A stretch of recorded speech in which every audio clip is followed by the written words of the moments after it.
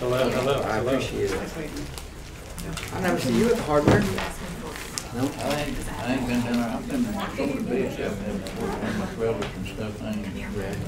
You got real work to do? Yeah, I talked to him about been down to see Brooke. I used to come down there, see him 2 or 3 times a week. I got on my computer. See you. See you. How are you? Very well, thank you very much. Anytime I see a truck,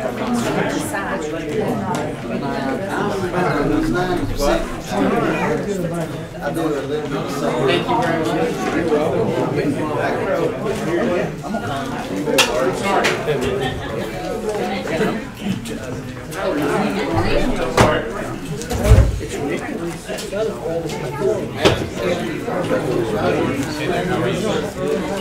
Wherever you want.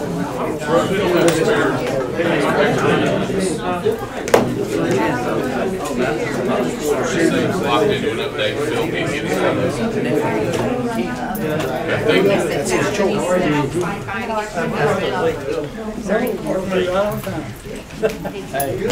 Hey.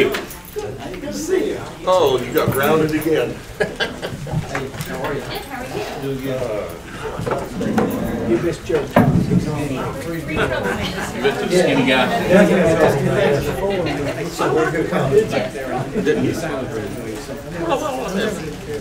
Chair, fix his own chair. Is that it? One that's not sitting in the floor.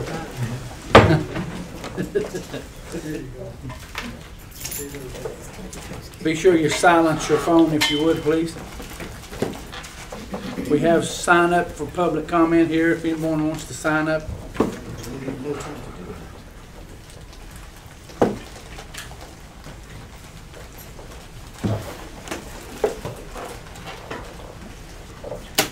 Just a second.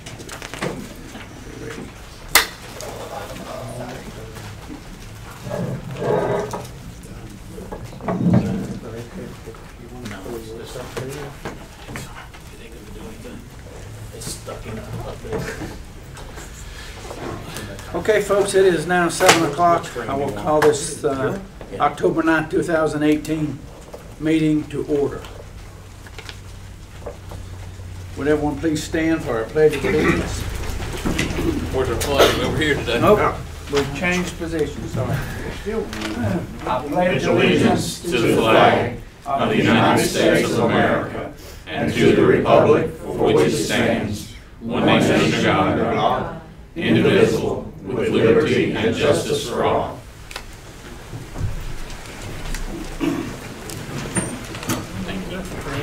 At this time, we will observe a moment of silence, please.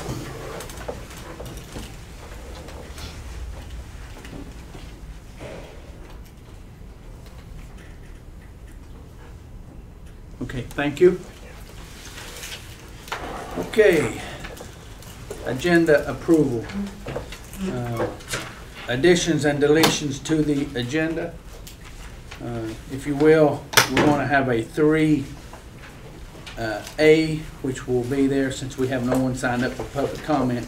We will have a 3A, which will be the discussion of our school quarter-cent tax that will be placed on the ballot. We will have a brief discussion on that. Also, number 10 down there will be closed session. 11 will be the adjournment. And Mr. Chairman, if you could add a 9B for contract for zoning services. 9B, contract for zoning services under Forrest section.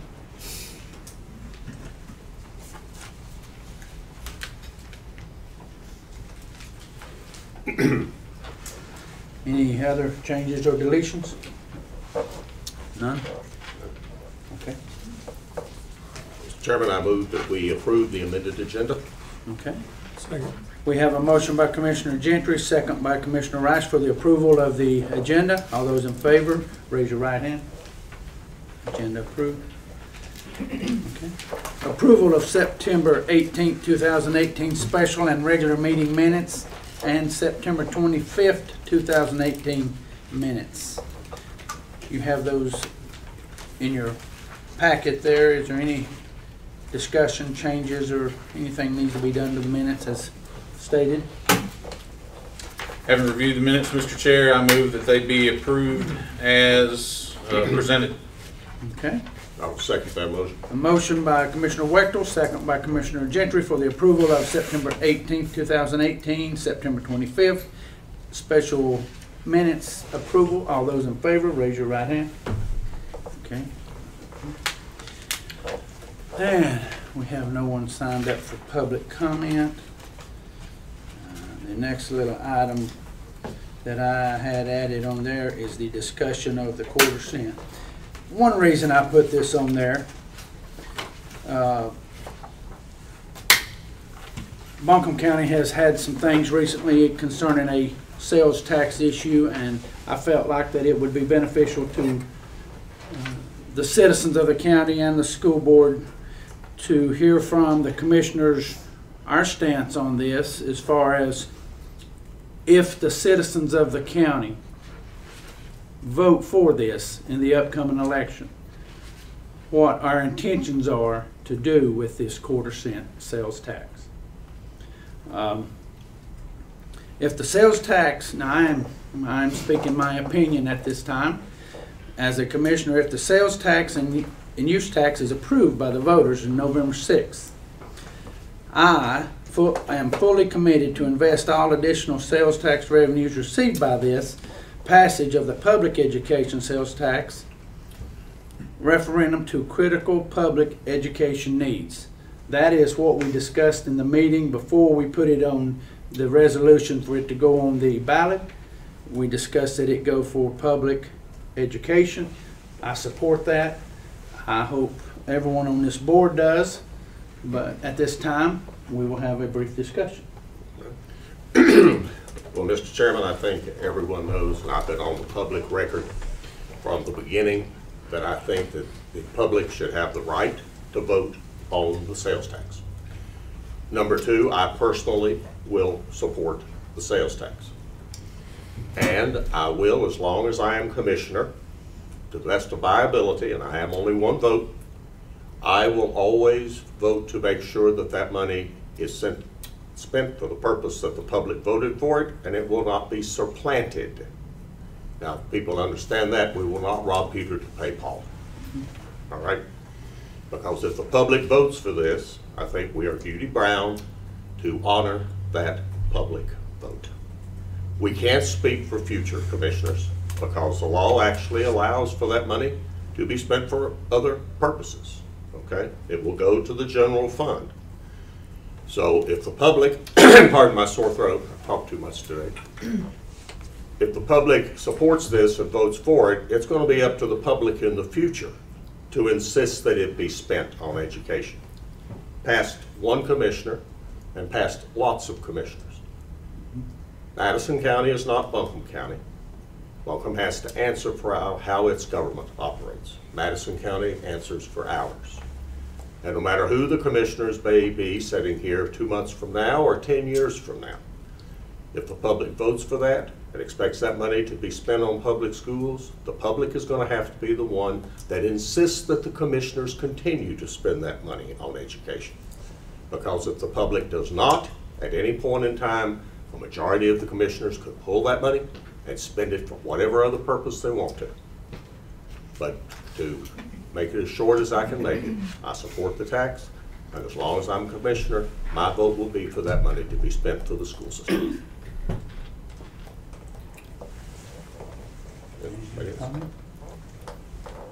Mr. Chairman, I made the motion to put this on the ballot, and I stand by that decision. And I feel that that is something that the voters need to decide, and I'm pleased that we were able to get that done. I will go a step further. I will say, and I have no problem saying this, I personally plan to vote for it. I will vote for it if I'm alive on that day. You don't really vote? I won't be voting that early. But as y'all know, I've got about 51 days left here. But I think it would be a travesty if this Board of Commissioners, whoever they are, if this is approved by the citizens of this county for educational purposes, and 5 morons set up here and do not, if you vote for it, you'll be a moron. And they do not vote to put it where it needs to be in the education arena, then the citizens have been wronged. And there's no reason that this should happen. We're talking about somewhere between $260,000 and $280,000. That's what the number's probably going to end up at. And you know, it's unfortunate, some of the stuff that I've read in the paper from Buncombe County, the things that they did with the money that was supposed to go for educational purposes, and they used it for balancing the budget and so forth. I would hope that whoever the 5 commissioners are, and we don't know who they're going to be, but whoever they are, I would hope that they would support education, because you know, we don't have Democrat kids and Republican kids. We have children going to school trying to get their education so they can make a living. And I'm very pleased to see our superintendent here, our incoming chairman, as well as member. Thank y'all for coming tonight. That's all I have. Any other comment? Well, I'm not saying I'm for it or against it, but you need to read the headlines in Sunday's paper to see what can happen to this money. I mean, that's all I'm pointing out.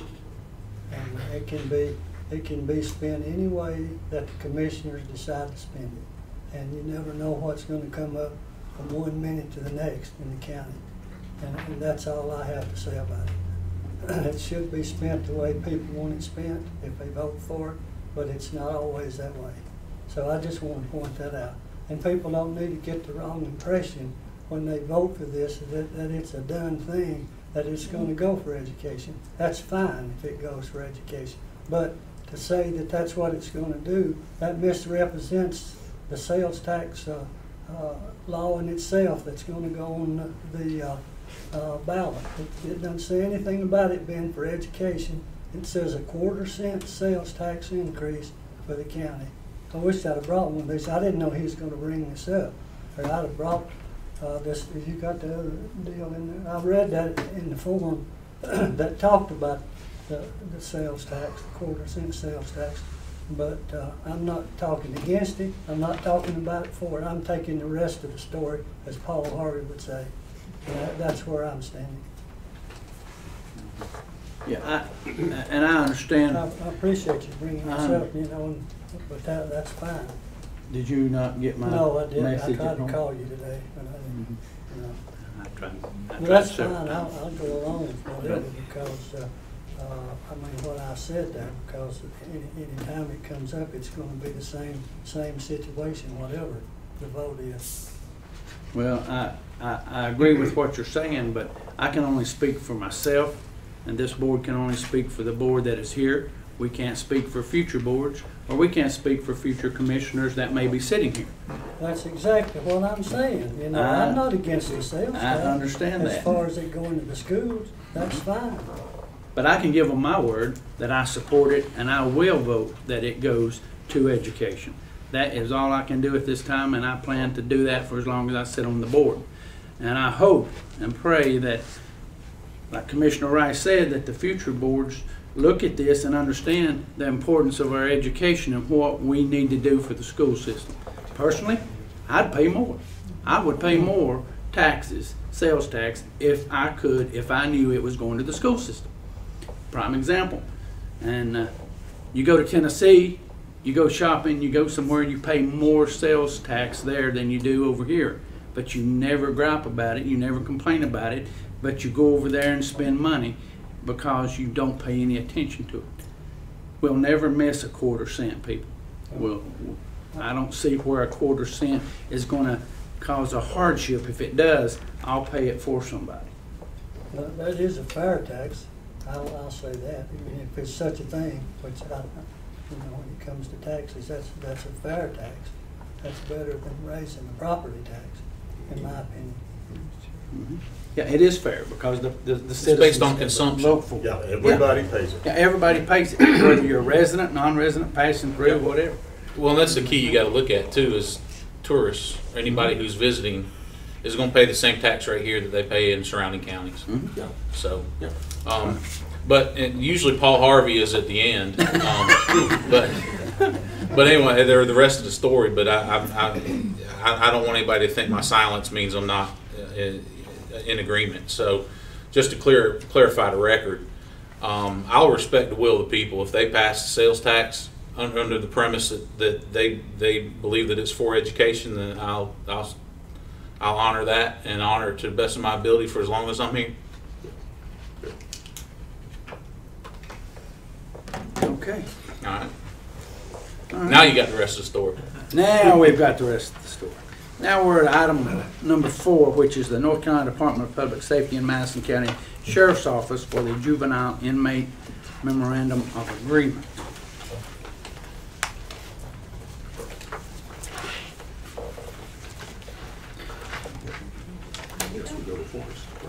Yes. I think Forrest, do you take this from here? Yeah, just briefly, as background, Mr. Chairman, y'all will recall that in September of 2016, y'all approved a plan to house 30 federal inmates in Madison County, in Madison County Jail. We've already been housing inmates sometime many years prior to that. This was an agreement to house additional inmates in Greenville, Tennessee. You all approved the addition of 2 full-time transport positions with a recurring cost of $104,000, and you approved the one-time purchase of a van for that transport in order to make those additional inmates and additional revenue a possibility.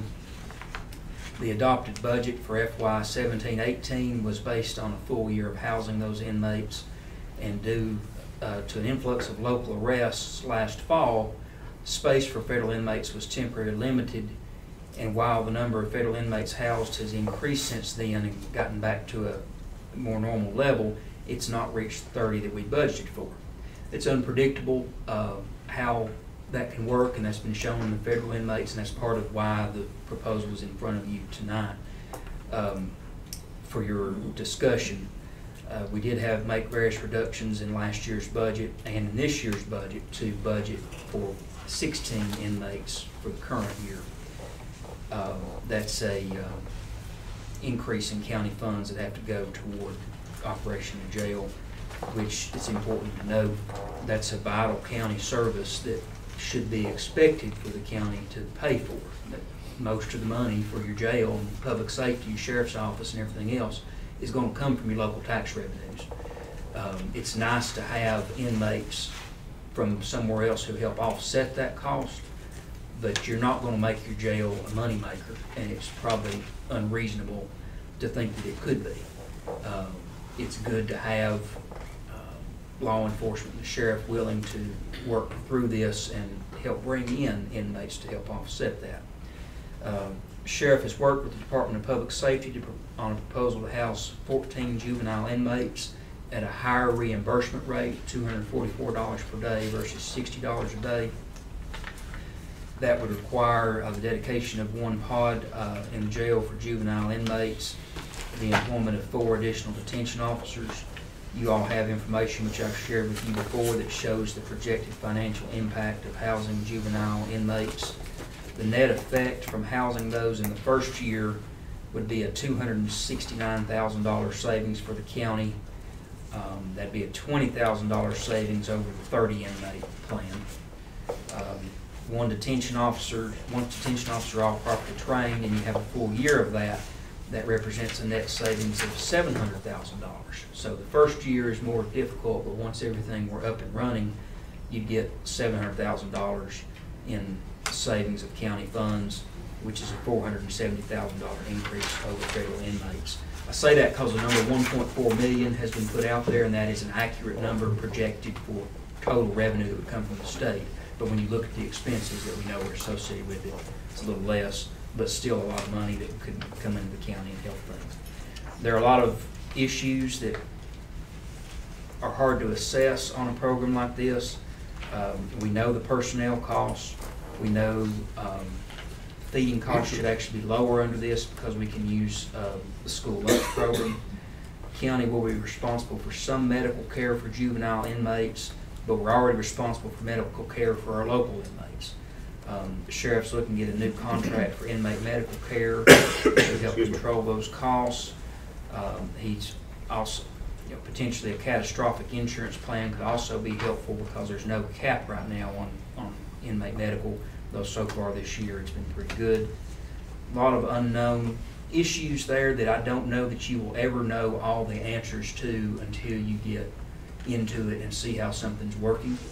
But I think you all have done the right thing in asking questions and moving slowly, and the purpose tonight is for y'all to be able to ask some of those more detailed questions of folks we have here with the Department of Public Safety as well as our Sheriff's Office. So Mr. James Spade is the Director of Juvenile Facility Operations for the NC Department of Public Safety. He is here tonight.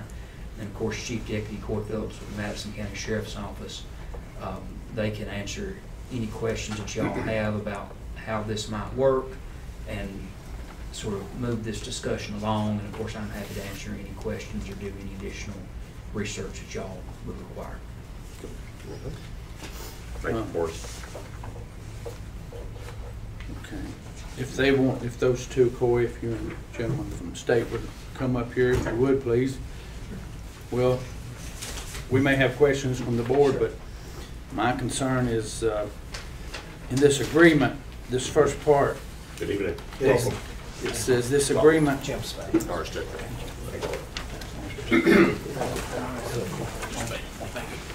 If you gentlemen would too, we're being streamed live, so you will need to speak into that microphone if you don't mind, to be picked up and carried live, okay?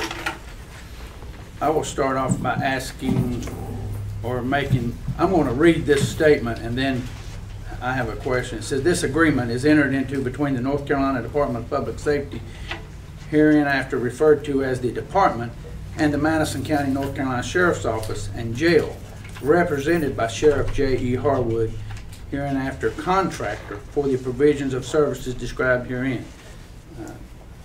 And he couldn't be here tonight, Sheriff? Actually, we had a transport that had to go to Raleigh this afternoon, and that's where he's at tonight. Okay. Well, I know I have requested him here several different times because he is the sole responsible person for this, for his department. And I understand he sent you, Coy, to answer questions, and therefore what you answer is going to be what we perceive to be exactly the way things are going to be handled, correct? Yes, sir. I will sit here on his behalf because, again, like I said, we had to take he had to do a transportation to Raleigh this afternoon. Coy, you can actually pull that mic out of there if you want to, and just tell, there you go. Okay. That'll make it easier. That'll make it a little easier. That'll make it easier for you.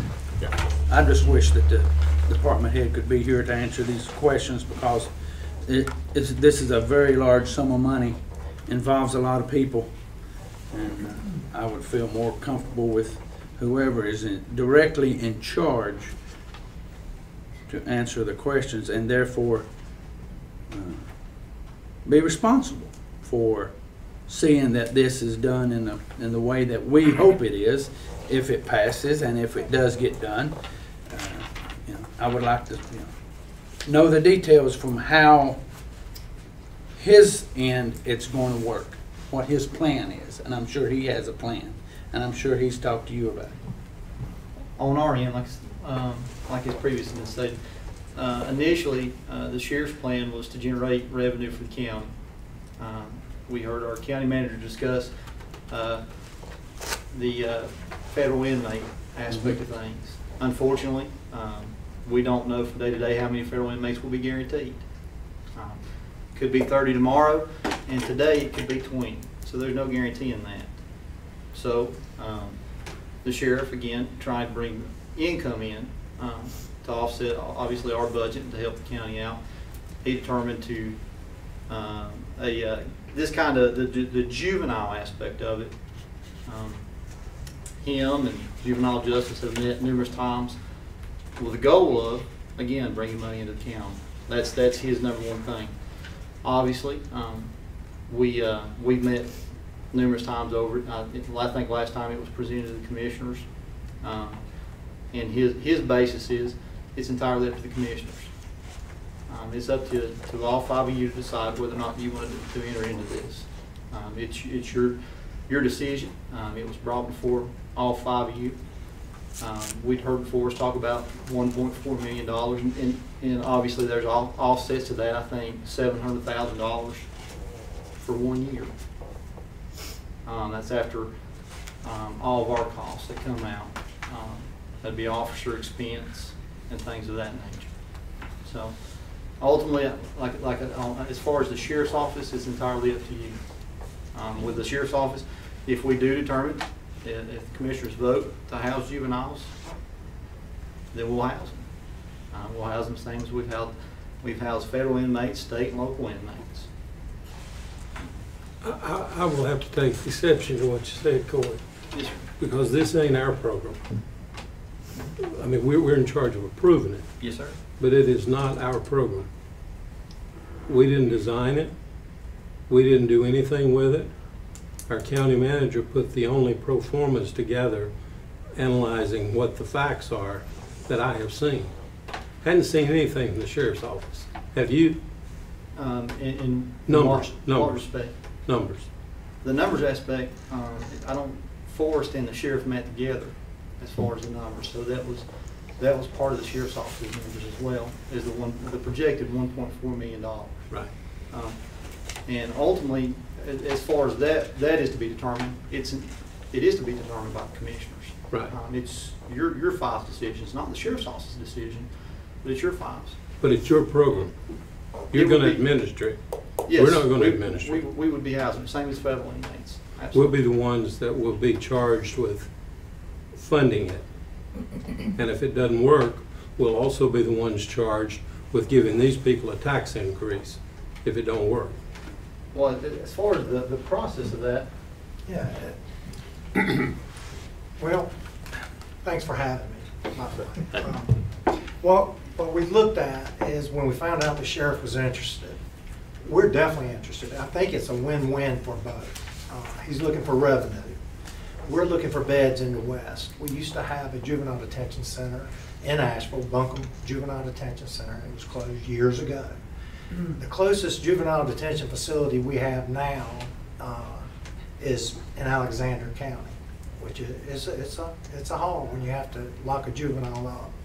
So what the department has agreed to do is pay $244 a day for the housing of a juvenile and holding 15 rooms. So whether or not we have 1 juvenile or 15 juveniles, the sheriff's department will, or the county will receive, I believe it was $135,000 or something to that, give or take, regardless of 1 juvenile. Any juveniles over 15, we would continue to pay the $1.3 million a year, as well as any juveniles you have over the 15 days. I mean, 15. If you have 16 or 17, we'll pay the $244, in addition to what we did for the 15 months. For the actual number of days, right. So we're over half of this. So if you've got 20 juveniles, we're going to pay you $244 for the other 5 a day, plus the $1.3 million. Well, I got a question about that.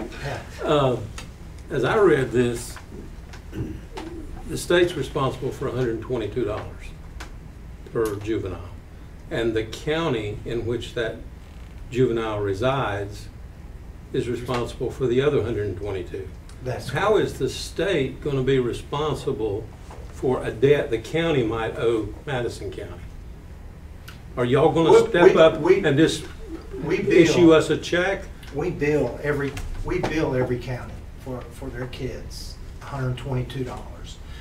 We would be responsible, actually, the department would be responsible for any juveniles that you keep outside your county. We bill them $122.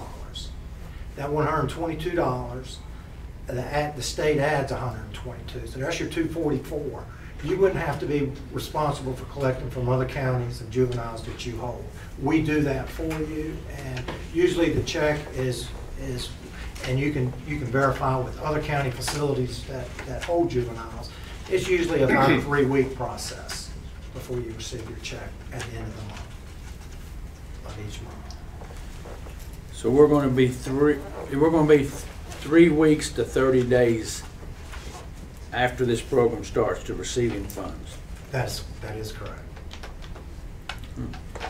So therefore we have to pay the 30 days worth, which will be 4 detention officers at a minimum. You know, the way I figure it, 4 isn't enough, I don't think. If you're working 12-hour shifts and someone has to have a day off or a vacation or something, or sick or what have you, I don't quite see how 4 would do it. Corey, have you gave that any more thought since our last meeting? Sure. Yeah. We maintain the same amount of, we have 3 personnels, and typically we have a sergeant. So if we were to have somebody with those 4, the state says we just have to have 1 person for a 12-hour shift for direct supervision. So we can pull from the rest of our staff. So out of the other people who are off or something of that nature, we can pull those to fill that slot so that we would have coverage. So as of right now, you have enough people? No, not as of right now. We would have to hire 4 additional 4 more detention officers. Prime example, you said our sheriff wasn't here because he had to take an inmate to Raleigh? Yes, sir. What's going to happen in this same situation? Is he going to be hauling juveniles around to the counties because somebody can? Well, I mean, obviously if he needed to, he would. With Madison, Madison's a growing county. If anybody's got a scanner, they can hear how busy Madison County is on a daily basis. So we all pitch in, and if it's a transportation or whatever, I've done 2 today. He'll do them. We all pitch in and make it happen. And as far as the down here, it talks about the county will be responsible for some medical care for juvenile inmates. The county, is that solely Madison County, or is it the counties that the juveniles come from? Actually, it's works a little different from juveniles to adults. Since they're juveniles, the parents are still responsible for their medical. Juveniles, we will have, and you guys will have, physical custody of the juvenile, but you will not have legal custody. So Jake could probably tell you that they work with the parents to get the medications, set up medical appointments for the kids. So, but if an emergency happened in the facility and you had to take a juvenile out for medical care, you know, the parents would be contacted. They would probably be there. We still use the Medicaid cards and insurance that they have. If for some reason you get a juvenile and there's no Medicaid, parents don't have insurance, and the county's looking at a substantial bill, we would be willing to transfer that juvenile to one of our state-operated facilities.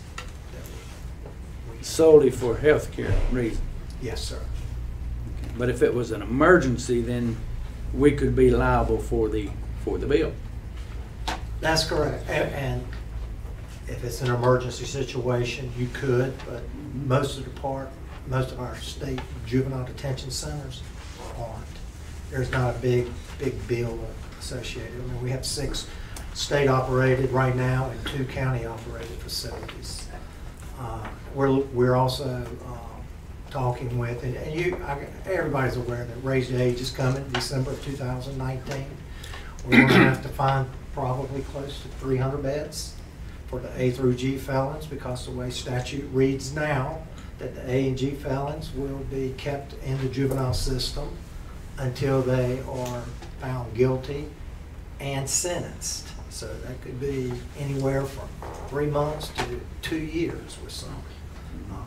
So that's what we're working with Mecklenburg County, we're working with Wake County, We've talked to the sheriff and the county manager in Hyde County that have a facility that want to do it as well.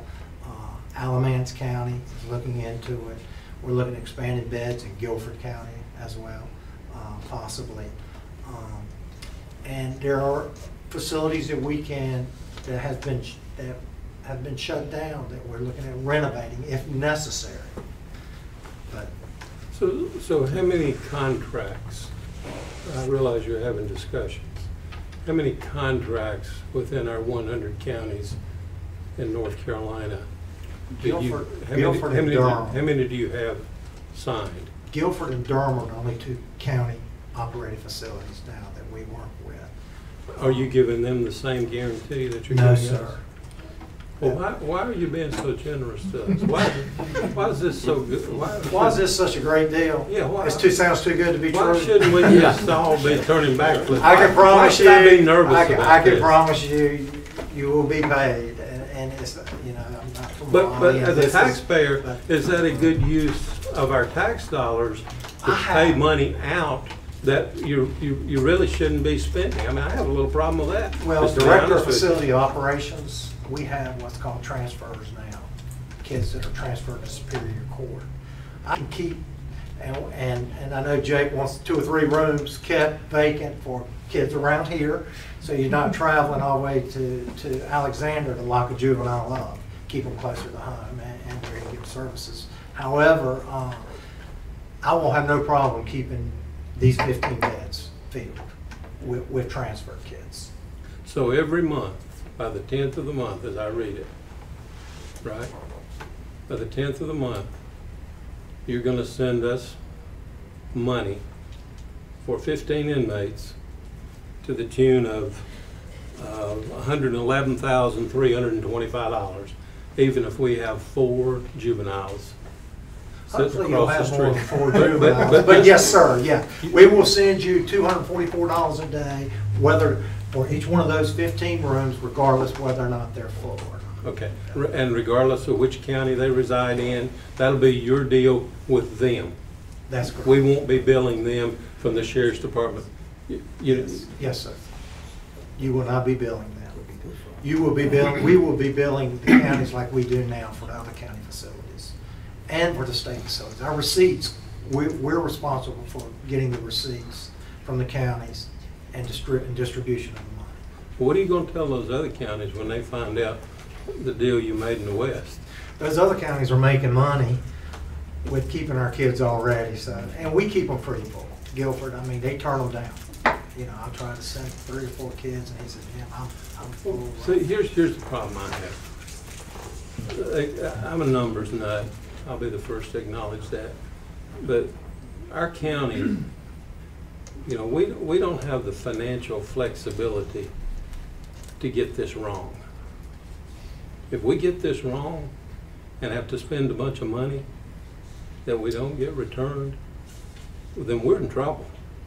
I mean, we're in serious trouble. I've been on this board 4 years, but I've been here long enough to know how to count. And if we don't get it right, I understand that. we're in a world of hurt in this county. And those of you who are aware of the budget understand that. And if you're not aware of it, I suggest you figure it out. Well, the school system, they usually provide in the counties through Title I funds, the teachers at the county facilities now. If you participate, and we talked to the sheriff, and we actually toured the facility to make sure the sight and sound separation was there. He understands the numbers of staff ratio to juvenile ratio to meet PREA guidelines. But as far as the breakfast and lunches, since you are considered a school program, you can be reimbursed under the child nutrition program for both breakfast and lunch. Well, not for supper, but for breakfast and lunch, you can be reimbursed. And all of our facilities participate in that. Means a little bit of paperwork, a little bit of this, but it pays off. That's money back to the county. Now, you said that a teacher would be provided by the school? Well, I'm saying what they are in other counties. I don't know if you have an alternative school program that's funded through Title I. If it is, then yes, you can look at those resources to have as teachers at the sheriff's. So then, my understanding how that works then too is then they get reimbursed, the school gets reimbursed through the Title I program. That's correct. For the kids that they serve. That's correct. I got you. And the curriculum then is the same standard Title I curriculum that would go through, they're talking, so they're not paying attention to what I'm saying, but, so the curriculum, I assume then would be standardized throughout the state basically for these juvenile inmates. It is, and you know, we find a lot of them have IEPs. Okay. You know, IEPs, there are some that are individualized, Okay. but for the most part, yes. So from that standpoint, has the sheriff's department met with the school system and discussed that yet? Or what's the status on that? Cool. We have people from the school here, and you know, if our superintendent would answer that question in a simple. We've had some general discussions around the project, but we understand some reimbursement strategies, but with Title I, for example, looking at how those dollars flow, that we don't have an alternative program that's funded through Title I. Right. So there's some other details to work through. Yeah. That's some general conversations, we haven't gotten to that level yet. Yeah. Mr. Spade, if I could ask a question. This program has been generated because of the modification of the legislation that of dealing with juveniles and having to house those folks, right? Your A through G felons. We're all 16 and 17. Right now, if you're 16 years of age, no matter what kind of offense you commit, you're considered an adult. North Carolina is the last state to change that. New York was before us. We're only 2 states left, and they beat us to the punch. North Carolina is the last one to change, where 16 and 17-year-olds now will be treated as juveniles. Now, the legislature has said that the A through G felons will be automatically transferred to Superior Court after indictment. But that means they still may be housed with us until they're heard in adult court. So you're going to have a shortage of beds? Yes, sir. Is that the primary driving force on the disparity between the $40 for misdemeanor confinement and the $244 for juveniles? No, sir. It's been $244 for the last 3 years. Okay. But you have the shortage of beds now? No. Right now, our detention beds, depends on what county and what day it is. The average length of stay for most of our juveniles, other than the transfers to Superior Court kids, 17 days. You know, it's like, if you're looking at a juvenile detention center, it's like a jail for juveniles. They're there for short term. The youth development centers are the longer term facilities. The average length of stay for them are close to 18 months. Do you have any idea what percentage of the juveniles up here would be your A through E? Those are your serious felons, A through E. That goes from murder to... That's a good question. You might be able to answer that. How many you're housing now at the A through E, 16 to 17-year-olds? It's especially for the Class A through Class E felons. I mean, it's very rare in Madison County. That we have a local, you're saying? It's rare? Yeah, it's very rare. Do you think that will increase once we're starting to get juveniles from other areas that the state's going to be sending up here? I guess that's my question. Are we going to be getting a lot of these serious offenders here? Now we don't have them. We don't have a lot of A through E felons that are housed now, but if we got 15 beds, we're going to be having a lot of juveniles up here. And my question is, do we know, are those going to be these serious felons, or do we know what percentage could be the serious felons? Or is there any idea of...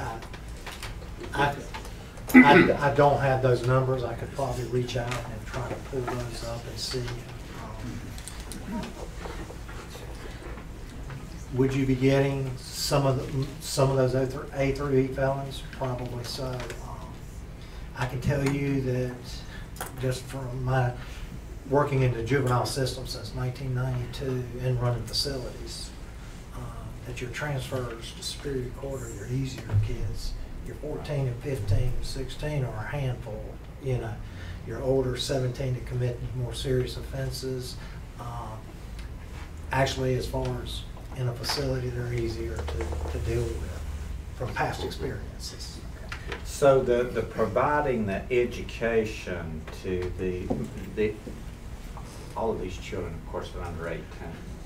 So the facility is going to have to provide for their education needs. Yes, sir. Majority of these children are under, I guess, an IEP program. Yeah. Yes. Now, and who is going to administer those IEP programs? Is it going to be where they're coming from, or is it going to be the local school system? Because if I could ask Mr. Hoffman, it takes a lot of money to fund the IEP students. Is that correct? Currently, we're funded at 12% of our overall population for exceptional children. Right now, we're running at 15%. So it's already draining on other sources of funding. So it'd be a matter of sitting down and looking at how these dollars all work together to provide that additional support. Okay, so that's a serious component that needs to be coordinated between the Sheriff's Department Absolutely. and the Board of Education in determining if we're going to have these 15. If you put 10 additional IEP kids in your program, you're going to have serious financial considerations. Every individual student, the IEP individual education program requires an individual education plan. And so those range of individual needs can vary. It could require one-on-one, it could require safety concerns. There's a lot there. But these kids are turning over an average 17 days. Usually, I think there's a certain time frame that you have to before you have to request the IEP and go that route with them staying with you at your facility. I wish I had my head educated. If I may, But that's something that's going to require coordination between the Sheriff's Department and the school system to determine whether or not Madison County Board of Education has the ability to meet those needs. Would that be an appropriate? That's correct. Okay. Yes, sir. You would agree with Yes. that from Yes. the way your other programs are operating? Yes, sir. But if the average stay is only 17 days? No, that's not for your transfers. Those are for your juveniles that are just committed misdemeanors or H&I felons. Okay. I got one other technical question. On page 3 of the contract, Roman numeral 3, number 2, availability of funds, and I quote, any and all payments to the contractor, and the contractor is Sheriff Buddy Harwood, shall be dependent upon and subject to the availability of funds to the department being you guys, for the purpose set forth in this contract. So basically that is telling me that if you got the money, you can pay us. If you don't have the money, that you're out. That's the way I'm reading that. What am I missing there? You know, I'll have to let our legal look at that, but we can change that. I can answer that question. Yeah, I think That's a non-appropriation clause Yes, that's standard in governmental contracts. Yeah, I think that's just in every contract. But are we going to get paid? Yes, sir. I'd be standing here right now talking to you as a committee if I didn't think you guys were going to get paid, because you're going to come back to me. But that's your out if you didn't want to pay us. And actually, your out would be to, if you think this isn't working for you guys, because seriously, I think it's a win-win for both. If not, we're probably going to look at maybe adding some more rooms back to the Western Group Home and reopening Buncombe Detention Center, which, you know. That was my next question. Why did Buncombe close?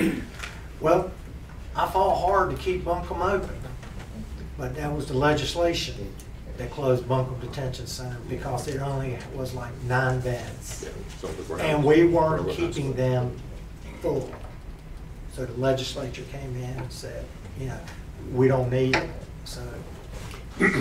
So what prevents that same scenario from happening to us if we've got 15 beds and we don't keep them full, and then y'all come up and say, look, this we're isn't. paying you regardless. We got a contract, so we're paying you regardless, and this isn't more.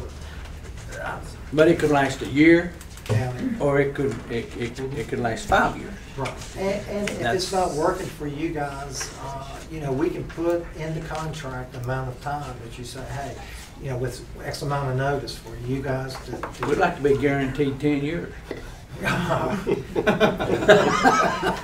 Hey, if we're gonna do this, you know, we gotta look at long term here. We're not looking at short term.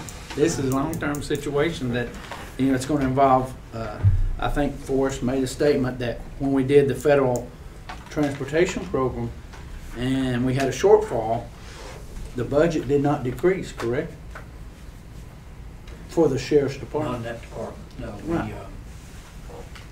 We cut elsewhere, and we left those two, never really brought up discussion about the two transport positions, basically because when I talked about it with the sheriff, it sounded like they were heavily utilized anyway, and probably were needed, may have been needed even if we hadn't done the inmate program, is probably what I'm thinking, and based on hearing who all's going places, I think that's probably true. But no, we didn't make any reduction there, and we didn't cut the sheriff's budget. As a result of that, we were cutting from throughout the county. But this board could address those concerns, and correct me if I'm wrong, either you or Forrest, Donny. I mean, we could address those concerns with the sheriff's department through a memorandum of understanding. Yes. That says that if this program goes away, so do the extra employees. Yes. I think being very clear, yes, sir. If you go in at the beginning and make very clear to those 4 people, just like we would do if we were in a grant funding situation, usually one position at a time. If this goes away, your position's gone. Similar to everything, the earlier discussion, nothing ties the hands of a future board to leave those and change that decision, but you can make that very clear to those people. Sheriff would have to probably determine which ones those would be impacted. One of the keys for all this would be, if you did it, not tying an excessive amount of the revenue, this would be my recommendation, to any recurring costs in the county. Absolutely. And there are plenty of facilities and vehicle needs that we have where if the contract were to change all of a sudden and we didn't have it next year, we wouldn't have $700,000 worth of expenses, which would be, that could be 20 people or more that we'd have to cut out. But you put it aside for construction, renovation, those sorts of things, which we have millions of dollars that in need there over the next 7 years. So if you tie that to one-time thing, that can ease some of the predictability problem. Yeah. And that was part of our problem with 300, which was a budgeting issue too. We tied that to some different things, and we just used it as revenue. And we've avoided that this year by going with the lower estimate, because I think we've estimated conservatively, because I think he might even be exceeded. I've got 2 or 3 questions that come out of the memorandum of understanding. And I went through this thing several times and read it again, So let's talk about mental health for just a second. And I know you can't give me a percentage, but it's probably fair to say that a significant number of these folks will come to us with mental health and or addiction issues probably. And if I read this correctly, we would be responsible locally, clarify that for me, to continue their mental health and addiction treatments or those sorts of things that are not necessarily directly medically connected. Well, right now in our facilities, we don't, all of our state detention centers, we contract with the mental health clinician. If a kid comes in and they're screened, or sometime during their stay, they go on some type of suicide. Yeah, sure. So they're seen. Okay, but now, maybe I didn't see it in the contract, but I did not see in the memorandum of understanding that the state was going to be providing that or reimbursing that. Now maybe I missed it, okay, but particularly for those who come to us immediately with a need, an identified need, there would need to be something in that memorandum of understanding to continue those services that are already, you know, part of that person's stability. And again, I'm just saying, maybe I overlooked it, but again, with our limited resources, we would need the state to be able to step in because we have a limited mental health service provider here who's already stretched. It's where I'm coming from on that. So to really provide those services to the inmates that we're going to have in our custody. The juveniles is a little different than the adults. For instance, if they come on medications, mental health, so any type of medications, that the court counselor is still involved with these kids. Mm-hmm. All these kids and the parents are still involved with their treatment and everything. Unlike the adult system, when they come in, they're yours and you have to deal with whatever pops up. You'll have basically at your facility somebody that you guys will have to contract with that comes in and does, if a kid goes screams or suicidal, they come in, they can take them off. I'll be glad to show you our policies and procedures that we have in place, but nothing says you have to do it the way we do it. Mm-hmm. You just got to have treatment for them, provide that care. Okay, now my question is, would that be provided by the state, reimbursed by the state above the 200, or would that have to be absorbed out of the 200? That's why you're getting $244 $60. Okay. For a, yes, okay, for a $90 an hour. Yeah. Okay. Okay, the next one, this is part of an answer. Yes. The opportunities, if we decided to do something in Madison County beyond what is normally done for these, particularly like an 18-monther, okay? And if we offered a GED program when they didn't qualify or couldn't qualify, or the school system couldn't step in and do that, or we offered job training, job placement through NC Works or any of these sorts of services, because these folks are going to get back out in the real world, hopefully, and hopefully become productive adults, you know. But would there be any additional compensation, or would, again, that 244 cover that? And if it ran beyond that cost, then it would be the question of the taxpayers of Madison County paying for people who are not residents of Madison County, even though it's for the public good. So are there any provisions anywhere where you are now, like Guilford, which I know has this massive vocational education program, some of these other, do any of those have access to any of those things while they're in custody there? And would that, any potential state help here for that? Most of the one at Guilford Juvenile Detention Center, to get confused with the jail in Guilford County, they're an education program. Most of their teachers come from Title I that they have. They do maybe some vocational for those that already have their GED or some college readiness courses or something like that. But for the most part, you know, it's basically working on some type of high school, because that's the age that they're trying to get some type of. But to the best of your knowledge, beyond the standard programs, the state does not anywhere provide any additional. Usually the court counselors are still, like I said, we go back to the court counselors, they're still working with these juveniles and trying to find placement for them once they're released. Maybe a little bit different story for the transfers, because the transfers more than likely will, the majority of them will probably go into the adult system, unfortunately, for a little while. But we're still working towards maybe an education program or some type of vocational program with them while they're with us. And it may be just an interest. It may not even be, you know, you're getting them involved, because it's not going to be long enough to get them an apprenticeship or whatever in a program. Because well, obviously, part of my background, I'm retired out of the school system. I was founding principal of the early college. I spent half of my career in vocational education, and then worked with AB Tech and job all this. And the bottom line is, whether it's Guilford County, Madison County, or Alexander County, many of these will get back into the real world. Yes, sir. Okay, hopefully. they will. And hopefully they will be able to have a productive life and not be recidivist.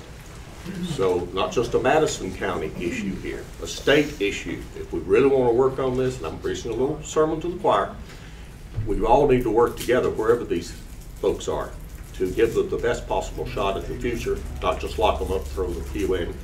But I've got a couple more questions. I promise I won't sermon. This is actually their last, this is their last shot before with us before they get into the adult system for the majority of them. And right now, detention unfortunately is short term, so you're not going to have them very long, except for when we get the A through G felons. And that's a different story, and we're working in different programs. But most of our kids now that go to the youth development centers, not everybody is cut out for college. Oh no. And we've got kids now over in Concord at Stonewall Jackson Youth Development Center that are taking the C-Tech program. They're doing robotics. They're doing automotive. They're different types of vocational trades that they are learning while they're there. So when they get out, they can. And actually, some of them's already got a job lined up in the C-Tech program, cabling, fiber optics, and copper. Now, I have one other question, and this one is, I think, a really serious question. When these juveniles come into Madison County and are housed in our jail, and I'm sort of going to read this, the sheriff, our employees, and the taxpayers of Madison County, are they provided the same state legal protections that the employees within the prison system would have? And being very specific, if something happens in the jail with one of your inmates, because you said early on, we possess them, but there's legal issues there.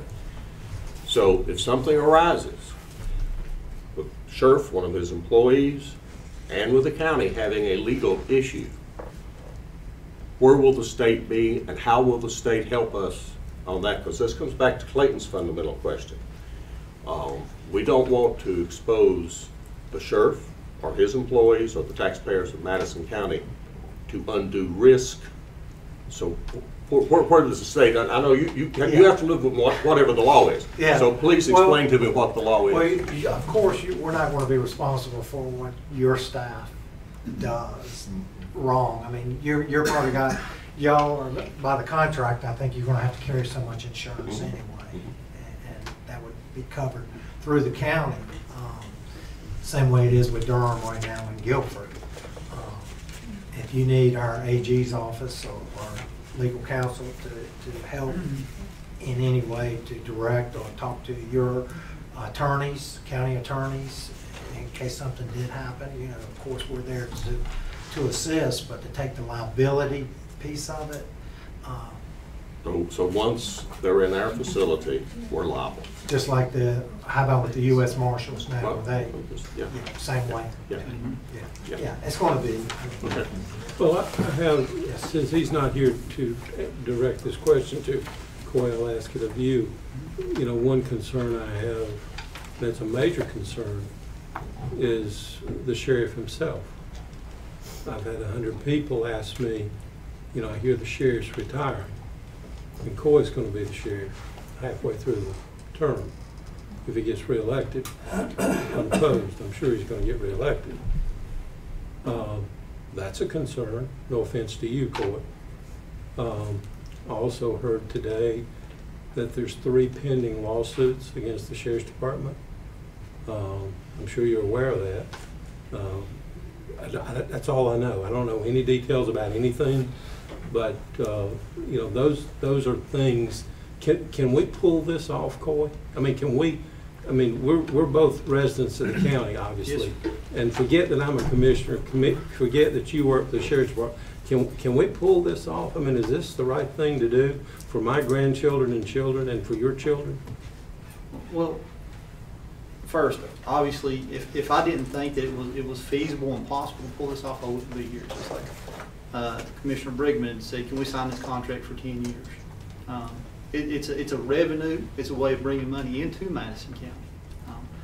And that's kind of the way the sheriff looked at it, and that's the way we looked at it. Even though the sheriff is the contractor, hey, this money goes back to Madison County. It goes back to our government. Sheriff ain't making a dime off this. Basically what that means is guess what? We're going to stand up and say, hey, we're housing right now. We'd ask for 30 federal inmates. Unfortunately, with numbers and everything like that, you know, it varies. You know, sometimes we'll have more, sometimes we'll have less. That is part of it. But with the juvenile aspect of it, we have a guarantee. We get a guarantee whether we house 1, 2, 3, or 4. We're going to get paid for 15. So that's obviously, that's a wonderful guarantee. Now I realize, you know, and some good questions have been brought up.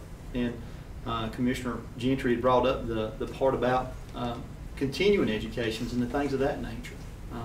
Unfortunately, the state doesn't offer funding for that, but it's not a requirement right now. We're not required to go to that extra step. Unfortunately, it's sad. You know, I think that these young men and young women deserve more. But we'll definitely meet the minimum requirement for Madison County, the state of North Carolina, which all the other counties are going to be. Now, as far as the sheriff is very much involved. He stays involved. Again, we have a working sheriff. Unfortunately, he could not be here tonight. Our sheriff, he doesn't get to go home at 5 o'clock. He works night and day. That's, you know, he's a wonderful sheriff. He's a working sheriff, and that's part of that. As far as his retiring, he's running for sheriff. I mean, matter of fact, he's on the books. He's running to be elected. So I mean, he filed for sheriff, and as far as 2 years, 10 years, or whatever, that's not a discussion that's been out there. Unfortunately, I guess some people were speculating, but again, that's part of speculation. But I definitely think that this is a way of bringing money into Madison County. This is a way of guaranteeing money into Madison County. Of course, there is going to be some initial costs. I think the first year, Forrest mentioned that our profit's only going to be about $250,000. The second year, the profit would be looking at a little over $700,000. So as far as the sheriff's office, the sheriff is all for generating money for the county. But again, his decision was left up to y'all, to you 5 commissioners. If you feel like that this is a good aspect, we're 100% behind you. If you decide no, then that's how it is. What is the release program for these juveniles? Are they going to be, some of them released right here in our county? Are they going to be transported back? I mean, tell me that, how that works. I know there's going to be question in the community for that when we're housing that many more. What's going to happen? They'll be released back to their guardians or parents, if not released into some type of private residential treatment facility. They could be, depending on whether they're transferred, depending on what the courts do, they could get back on probation, back into their own community. But whichever county they come from, that will be the county they will go back to, unless they are awarded to the state as an inmate, because they were transferred and sentenced to adult prison. So you're saying they won't be released here in the county? Unless they're unless you're yours. If they're yours, then they yeah, will be. If they're ours. Yeah. If you're holding a juvenile, let's say from Buncombe County, then they'll be released back into Buncombe County. Okay. And usually the court counselors range the parents picking them up, if that's the way it is, or our transportation takes them. A lot of times they're released right from court, back to their parents, usually when they go. Jake could probably talk a little more on that. And they go to court in their own county. So. James, have you evaluated our facility? Have you, other than the additional deputies there, are there going to have to be any modifications or financial cost in readying that facility, or have you not done that yet? I have, and so has Deputy Secretary Lassiter. Both of us have toured the facility with the sheriff to make sure first it meets our standards for sight and sound separation, and it does. They have the education piece, they have the recreation yard. If I'm remembering, I've looked at so many jails lately. This was one with the cells were dropped in a shell, but it does. There's nothing that says you can't room juveniles together, code. However, we, especially with the Prison Rape Elimination Act, we would strongly suggest you keep them separated. Less headaches, less problems, less lawsuits. Yeah. So as the facility is set up right now and you've reviewed it, is it sufficient to house the 15 juveniles that you're going to guarantee us? Are there 15 separate cells up there? I believe when we looked through, there was. So it meets the needs, so there's not going to be any additional costs that you're aware of? That's correct. And so we've got educational costs or something that the county would want to be concerned with. The mental health cost is a cost. Medical cost, obviously. Any other costs that you have dealt with Durham or Guilford County that you're aware of that the county should know about or that you could share with us? You know, just other than your hygiene, clothing, you know, normal costs, you pretty much hit the bulk of it, the food costs. But usually, like I said, if you get involved in the child nutrition project, reimbursement for that. And of all of those, is the educational cost by far outweigh the other ones, Jim? It does with us. Now, I'm sure you already have a nurse, or do you have any medical for sick call now? We contracted with Hot Springs, and that is we've got that one program that we're looking at. Is that correct, Forrest? That has the CNAs and the nurse program contracted with us. And that's one thing with the juveniles, you know, where they can sign up on a sick call list and be seen by a nurse if they need to. And that's with any jail we've been into so far, they already have that availability. And that, all the jails we've looked at. Could that be a nurse? Does that have to be someone who's on call? Because I think, I have to look back, but it's looking at having somebody available, but we have not had, the size of our jail is not justified somebody being there all the time. No. That's not required, No. right? We run 18 bed facilities that we contract. As long as there's somebody nearby. Yeah, it comes in, and they come in for 2 hours, depending on how many juveniles they have to see and sick call, and then they're out. I got one other question for you. Yes, sir. You know, we've talked about the federal inmates. Yes, sir. We get $60 a day for those. Yes, sir, we do. With that, Yes, sir. we don't have to hire any more personnel. Yes, sir. The medical cost is covered. So $244 a day for the juveniles, $60 a day For federal inmates. for federal. That's a difference of $178. But we're getting all those expenses wiped out, like mental Yes, sir. health, They'll pay for all of those things. Yes, sir. Would it not be more prudent to pursue that program aggressively, since those bills are, you know, you mentioned a minute ago that it's a revenue, and I agree with that. Yes, sir. It is a revenue. Right. When I get paid, my checking account looks really good for a few hours. And it's a good revenue until it becomes an expense. Right. And that gets eaten away by stuff. Yeah. And the stuff that's going to eat away at us, this would be a segue, Mr. Spade. I know you're sold on this program. You've convinced me that you are sold on this program. You're going to guarantee us $1,335,900 for a year for 15 beds. Yes, sir.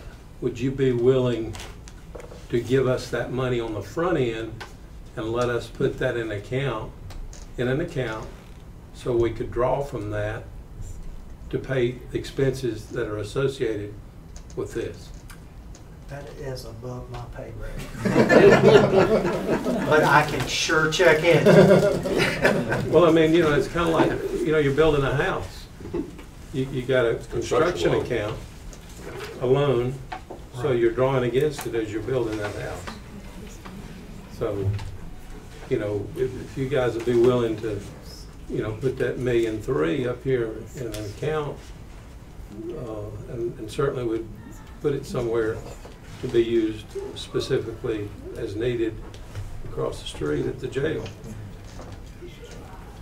Check on that and see if whoever needs to. I would probably say no, but I will definitely check into it. But you're so sold on it. Well, I mean, you're not going to use the money up front. You just want to make sure the money's there. I want to make sure the money's there and it's available if we need to draw on it, instead of having to draw on these taxpayers' money that they're paying property tax on. I mean, if you're so sold on the program, well, show me the money. There may be where we can advance you the month prior to the month, but to sit and put $1.3 million in an account up here, I don't think that's going to fly. But I'm not saying it won't. I'm just saying. I mean, we'll sign a memorandum of understanding with you. I think the contract is set up to be paid in 1 month in arrears. Correct. Yes, that's correct. Now, whether or not they will say, hey, to Pay a month in advance. because you got expenses coming out, but it doesn't matter, the expense is going to catch up sooner or later with you, whether it's coming out in the front end or the back end. The insurance that we're required to carry, do we have that now, or is that in addition to what we have now? Don't think we've got that much. We don't have that much now. I don't think we do. I don't think we do. So do we know what the cost of that is? We can research that. So that will come out of the budget also, correct? That would be an expense for us. Yep. If I could, I'd like to get in here and ask a couple questions. So I know the key thing, or the worst of the bad guys, so to speak, are your A through E felonies. There any special requirements that we have to meet, or segregation requirements, anything like that, that keeps the A through E felons away from the other juveniles that are being housed? Are there any special provisions that have to be done in regards to that? So that would be my first question. I've got a couple more if I can kind of stay on my track here without getting knocked off rails here. But anyway, I'll let you answer that one, and I'll jump in on with the other ones. And no, you can keep them. It's probably better not to keep a 7 or 8 year old, which you probably won't ever get, but you will get a 12 or 13 once in a while. It's better to keep them separated from them if you can. Yeah. It just makes good sense. Right. Nothing as far as standard says this juvenile needs to be separated from this juvenile. And the key is that they're under 24-hour supervision. There's a person there with them 24 hours in the pod, 24/7. So I guess that helps solve some of those matters. And you're not before they start. rooming juveniles together. Correct. Okay. So my next question then, also, I know, I'm sure. Well, I don't know, but I assume that the vast majority of the juvenile. The juveniles that are in detention are male, but I also assume that there's got to be some females in the system somewhere too. Great assumption. So, and obviously I assume, just like a regular jail, we can't house females and males together. So are we guaranteed that we're going to have all of one sex at any given time? Every one of my detention facilities that we operate is co-ed. Okay. If you have separation where you can separate, I would suggest it. I mean, and I going through the jail, I think there are areas where you had 2 cells that could have been used for females. Okay. So we're compatible to that if the situation arises? If it arises. Okay. We've got wings. We try to keep all the girls in one wing, but there's males in that wing also. Okay. But So it's like a co-ed dorm in college, basically. Correct. But, And they're completely supervised. but you have to have female detention officers for the female? That is correct. So you've got, all these are in the same, and if pod's the wrong term, correct me, but they're all in the same little unit. I see how you can keep them in separate cells very easily, but that one section's set off. I don't see how you could separate males and females without taking another section somewhere else. That, I don't see that. Where you could separate them. It's like I said, you don't have to, if you prefer not to take females at all, we can work that, we can work through that and move them somewhere else. So it's not, Yeah, I mean, that's obviously something that we need to work through with the sheriff, yeah, correct?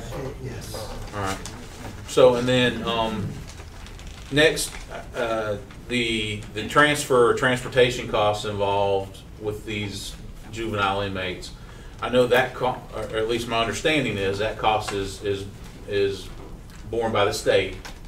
But there is also the potential opportunity and or ability maybe to negotiate a separate contract for those services within our department. But that would be a completely separate deal. Yes, sir. Okay, that doesn't fall under the 244, just for clarification purposes. All right, and then I guess my last point would be, and I'm not a lawyer. I have played one from time to time, but I'm not actually a lawyer. So, but I know we've got in writing from your email chain that we guarantee the $1,335,900 per year for us to dedicate 15 beds to this program. And we get that money whether the beds are utilized or not, but we're all under the assumption that it's not going to be a problem, that those beds are basically going to be kept full, from what I'm hearing. Yeah, I have facilities now. Yeah, I think we'll have a no vacancy sign up, right? I have facilities now in the east at 18 beds, and I may have 3 or 4 juveniles there. Yeah. We're still having the cost Right. associated to run those state-operated facilities. Right. It's no different. I know you were concerned about taxpayers' money earlier, but it's no different from that than this, basically. And I get and I understand exactly where you're coming from, and I know we've got it in writing in your email chain. But in my review of the memorandum of agreement, there's no language in the memorandum of agreement that indicates that there's a guarantee attached to that figure. The memo came first and the email was discussed Right. afterwards, so it's in this negotiation.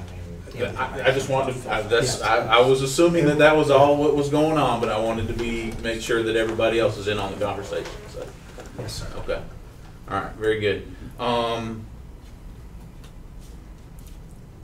Right now, I think that concludes my questions. If you guys want to jump back in, I appreciate you giving me the opportunity to be uninterrupted there. Yes, sir. Thank you. Bill? My question is,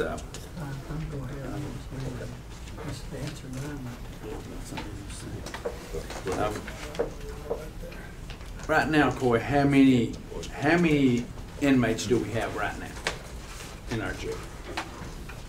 I mean, it varies day to day. We could get 5 or 6 in today. We could lose 5 or 6 tomorrow. Today we're coming out of a Superior Court admin session where a lot of people have pled and have been either turned loose on probation or sent to the Department of Corrections. So I don't know the exact number of people that we have in there today as of the afternoon count.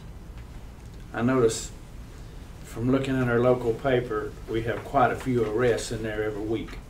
Yes, sir. So is this... A lot of them are the same ones. Well, yeah, but if that being the case, then we've got to provide them a bed also. So are we going to have 15 beds sitting vacant, or are we going to take up these spots and then, if need be, vacate them? What happens if we have no room for any of our locals and we're full with 15 juveniles and we're full? What do we do? Well, we're kind of looking. We're still in that situation right now. Today, to answer your question, we had 58 in jail as of today. You got 58 Yes, sir. today. But that's not that's also counting your federal inmates. Mhm. You know, we're designed, typically we run 15, 20, 25, 30 federal inmates. So we have a large number of inmates. We always manage our state as far as the people coming in. So that'll be a managing process. If we have to ship them to Buncombe County, if we get overrun and we have to ship them to Buncombe County for $45 a day, then that would be a cost there coming out of that $245 a day. So it puts it making So we're at $199 now. Yeah. I think in the last meeting, Commissioner Briggs had mentioned, let's just send all of our guys over there and do nothing but juveniles as an option of bringing revenue to Madison. Thank you. Yes, sir. And Coy, as chief, just a clarification too, as chief deputy, Yes, sir. is it your responsibility as chief deputy to oversee the day-to-day operations of the jail, or does the sheriff oversee the day-to-day operations of the jail? It's my responsibility to oversee the day-to-day operations of the jail. And how many inmates can we hold over there without people having to lay on the floor or whatever? I think initially, prior to the jail being built, it was 120, but unfortunately we lost some bed space, so now it's about 76. 76.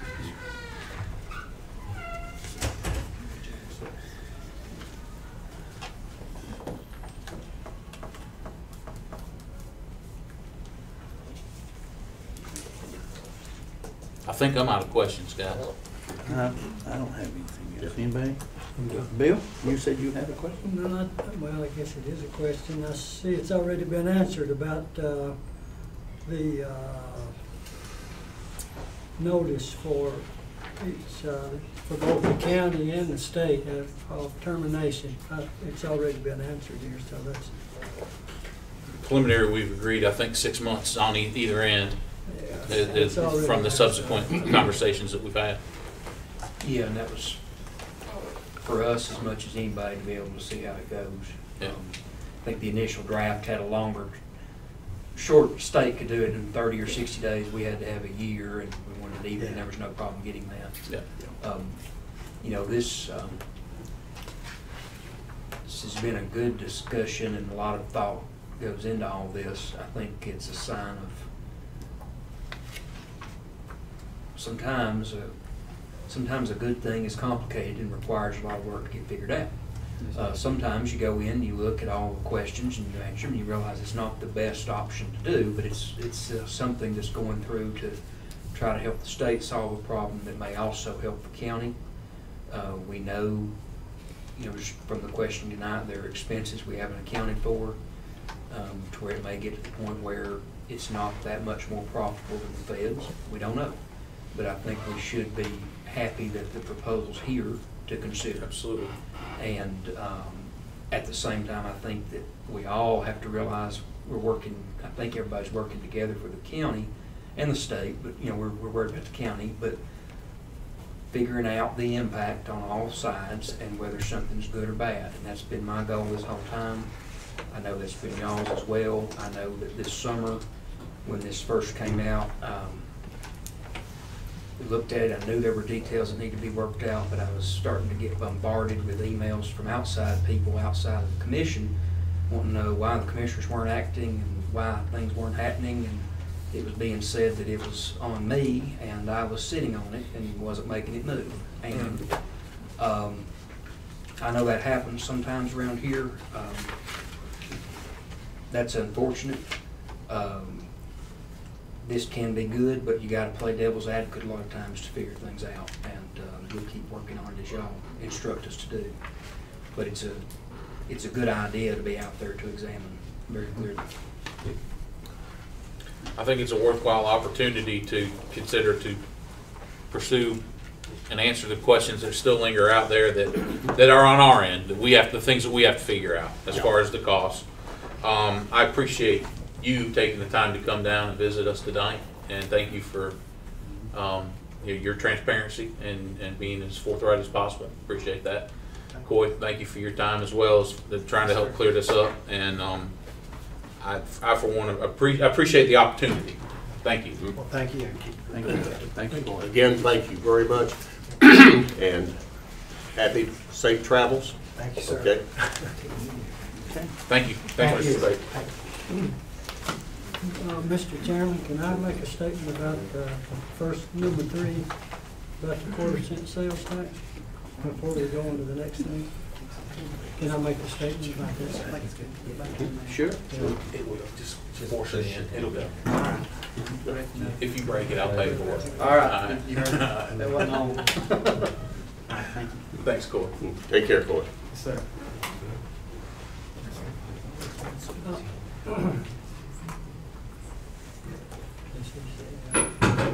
Back to the quarter-cent sales tax, I may have failed to mention this. If it's enacted, I wouldn't have a problem with earmarking it for education. I don't know if I mentioned that or not, but I wanted that to be clear. Thank you, Bill. Thank you. Chairman? Miss D?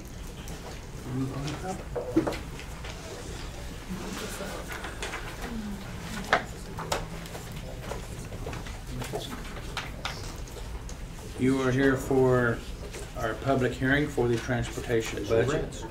Correct, so you need to open the public hearing. Yes. I will now open the public hearing for the transportation budget. I don't think you have anybody who signed up, just sitting out there. Do we have anyone here Who wants to talk for the about it? public hearing for the transportation budget? Okay, Okay. it's a winner. All right, gentlemen, we do this every year. Basically what happens November 3rd, I have to have all of our grants into the Department of Federal Transit Authority and the North Carolina Department of Transportation. This is our funding for Madison County Transportation Authority.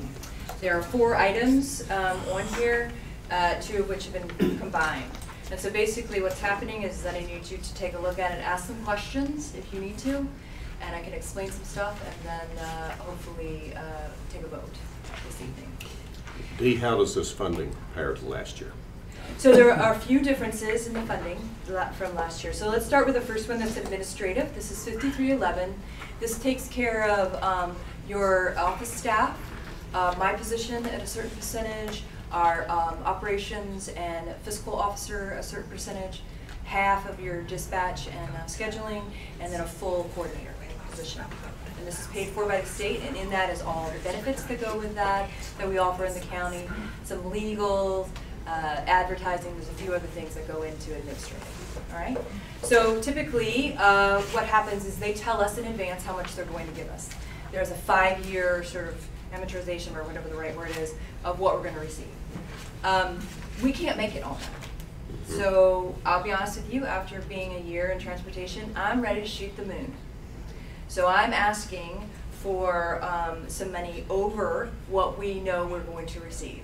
So I'm asking for about $66,000 more in the administrative budget. This is through the departments, Transportation North Carolina and federal. They can say no, which they might. I'm at a point now where I'm starting to realize, as a very large geographic county, with not a lot of great revenue, we try the best we can, that we can't get a coordinator this day. We need to take a look at that. The folks that are working in the office need to be paid. And also, what's happened is this past year, due to our budget, we've had to move a lot of stuff administratively, costs, to our operating budget, which is the county budget. And so I'm trying to get the state and the federal government to pay for some of it. Yeah. Because why not? We've got the opportunity to ask for it. Yeah, and then, go ahead. I'm not going to interrupt you, but your request is actually to have the state and the feds step in and pick up $66,000 that fundamentally the county is currently funding. Right. On good portions of that. Yes. Okay. Yes. So what that does mean, though, is that a portion of it was paid for. So we would be asking for $153,208 from the federal government, or FTA. $9,575 would come from the state, And then our local piece for the administrative budget would only be $28,728. What I'm asking for in this administrative budget is a full-time position for an administrator in that office, which is necessary for several of these since I've been there for almost a year and a half doing that job. It's a 3-person job, if not 4. And so why not ask for it? Let's see what happens. Go for it. So that's the administrative budget. Again, that just takes care of the office staff, all their benefits, and a few things that they allow us to do, like legals and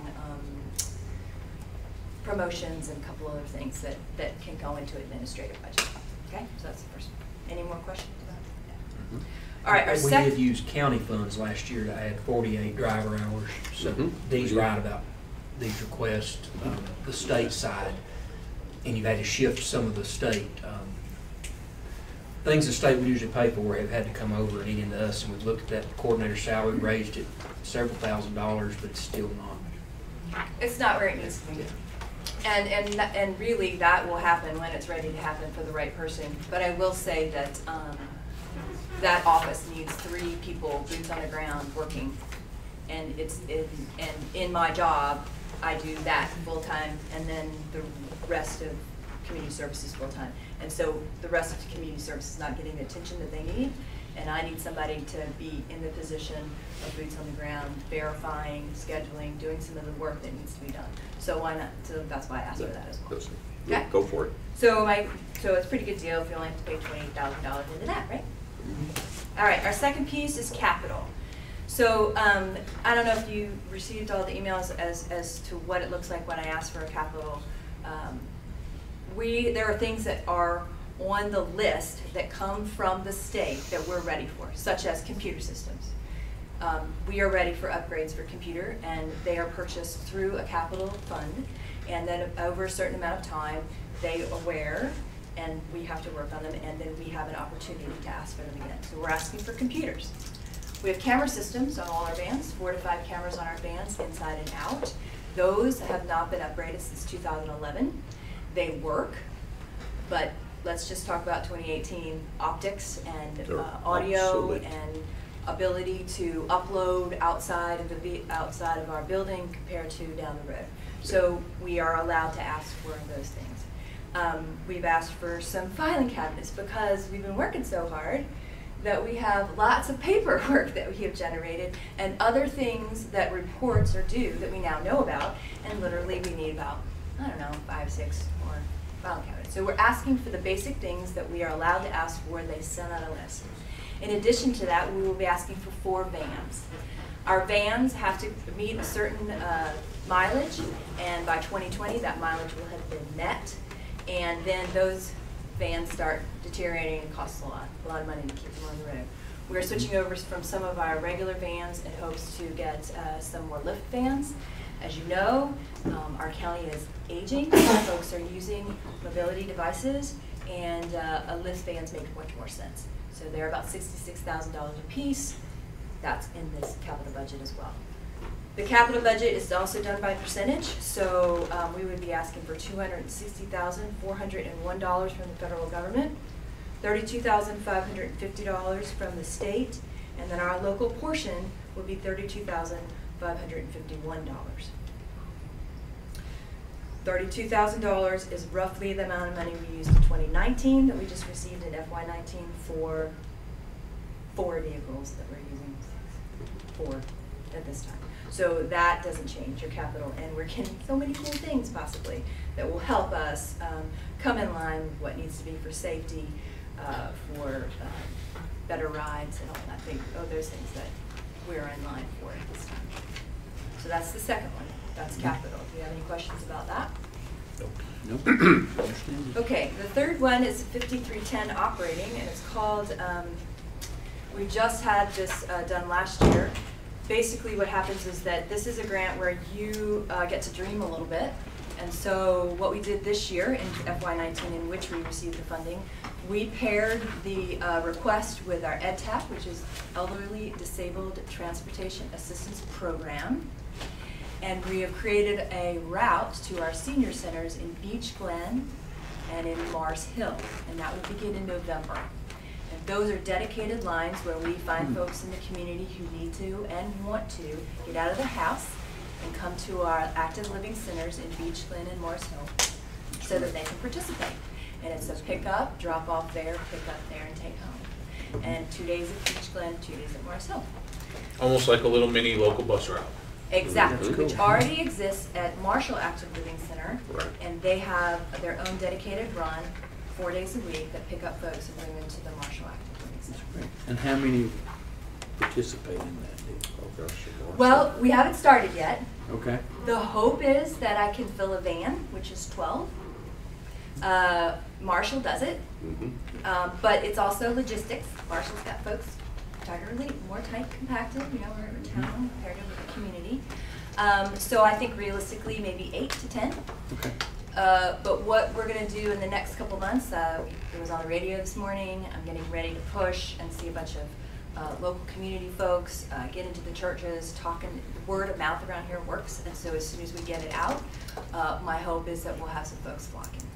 So in anticipation of that, this year, I've asked to fund in 2020 the same program for Mars Hill and Beach Glen, but also to add another for Shelton Laurel, Hot Springs, and Spring Creek. Excellent. Which would be a dedicated line for that area. And we would break up the days, like one would get it twice, and one, you know, because we're only open 4 days a week. But that's the idea, is to pick up the pace. Shelton Laurel's running 38 or more daily, so we need to support that if we can. Hot Springs is running about 23. We need to support that. And then we need to get down in the Spring Creek community and start working. And there are folks there. And we know that one of the biggest barriers for folks as they age is the difficulty of driving. And having grown up on the flatland of Maryland, it's a challenge for me here too. Winding roads, cliffs, all of the above. So how we can create an opportunity for our folks is awesome. So what happens with the 5310 money is that it's a 50-50 split. So we're asking the federal government for 50% of the money, and then we, Madison County Transportation Authority, ROAP funds, which is Rural Operating Assistance Program monies, which then means EdTAP. I'm so sorry, they just make up these acronyms. EdTAP, Elderly Disabled Transportation Assistance Program monies would be used. So every year, I receive in advance, or I know in advance, how much money we're going to get through our ROAP funding. This funding has not changed in the last 5 years, and there's not an expectation that it will drop. So I would take $20,000 out of that program and use it to fund a match with the federal program to create 2 routes in 2020. And we looked at the numbers of what it means to hire a temporary driver, temporary because it is a grant-funded position, not permanent. They will receive no benefits, no holidays, and all those things. But I have some eager drivers already for this year. So there's folks out there that are willing to participate. So that would cover the funding that we would need for a transportation driver. Okay. We would use MCTA vans because they're already federally funded and it's part of our community. We have 11 vans right now, 7 drivers, so there's availability to use our vans without having to pinch from someplace else. So those are the 3 really core grants we have done. And I just want to shout out to the finance officer out there, Ms. Prophet, because she has helped me get this done. And we have done the work 2 months ahead of time. And it's really spectacular to have somebody to work with and really work through this and make it easy so that you guys can just say yes. Okay. And it is a very good, all this is good, but the routes to the meal sites and senior centers, that's something that the county has done well for many years. It's improved a lot the last few years at different sites, but I think it's important we all spend our time on where we're falling short because that's how you improve things. But this county has 8 meal sites. Yancey County has 1. They serve 80 meals a week. We serve 8 meals a day. We serve 200. A day. Transylvania County, twice our size, has 2 meal sites. Henderson County, way more times our size, has one senior center, one meal site. Buncombe County only has 3 meal sites, and they alternate based on the day. It's a very good program for our county that goes back 30 years or more. Investment over the years, and D is really looking at how to make it even better, because if you can get people, we've seen it work very well in Marshall the last several years, get that those others as we are aging in the county. That's a really good move, but I do want to point out our county is good at this, can do better, and Dee's making it better, and Kathy's making it better, and the site managers, everybody else, but it's really a shining example of good things in our county, that we're providing that good service to people. It's good. Thank you for it. We need a motion, so Yes. I will be happy to make a motion, Mr. Chairman, for the approval of the recommended NCDOT grants. Okay. I'll Go ahead. I'll second that, but Dee, was there something you wanted to add? I think you have to do each one individually.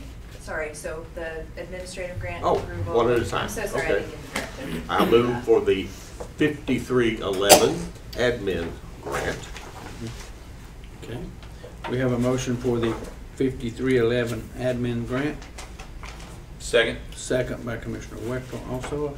All those in favor, raise your right hand. Okay. Let's share the good work here. Who wants to do the next one? Bill? I move that we approve the application for the capital grant. I'll second that one. Okay. We have a motion for the capital grant by Commissioner Wexler, second by Commissioner Gentry. All those in favor, raise your right hand. Capital grant has been approved. Okay. I move that we approve the 5310 Active Living Center route. Okay. I'll Second. second. Okay. Go ahead. You can have I'll one. second that one. We have Commissioner Rice made a motion to approve the 5310 Active Living Center routes. I second the motion. All those in favor, raise your right hand. Okay. Dee, thank you again. Thank you very much, I appreciate it. And at this time, I will now close the public hearing for Thank the you. transportation budget. Thank you, Dee. Thank you. Now, our Mr. Attorney.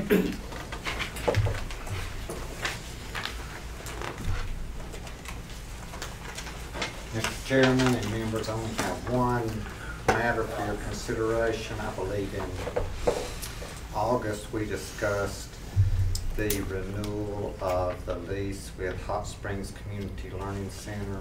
We need to give a 30-day notice of that in the newspaper. We actually ran that notice. The 30-day period has expired. I have a proposed lease for your consideration, which is renewing that lease for a period of 3 years under essentially the same terms. The rent is $600 per month. There was a modification of the utility costs, I think from 70% to 60%, and in addition that we would also maintain the insect maintenance on the property. So this lease is prepared, I think, consistent with our earlier discussions. If you want to take action on that, it is ready to be executed if you do approve.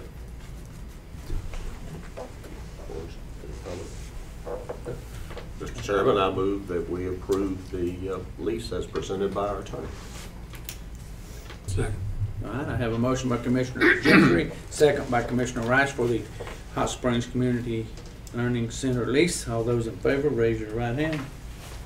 And Mr. Chairman, I will leave that with the clerk to the board for your execution. I believe Ms. Heinmuller is here, and I've talked with her, and she can take that to the tenant. I appreciate it. Okay. Brooke.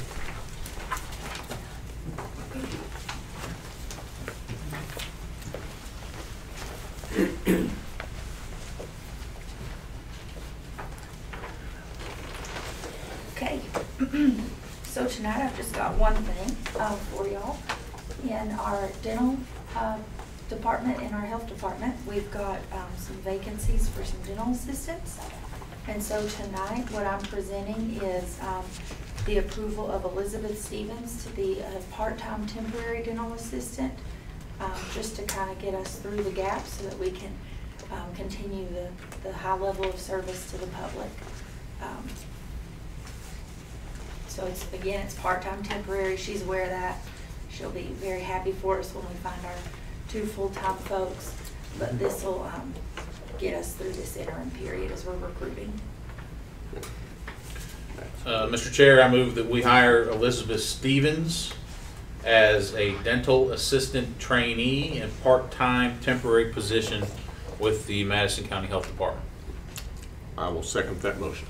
Okay, we have a motion for the hiring of Elizabeth Stevens for our dental assistant.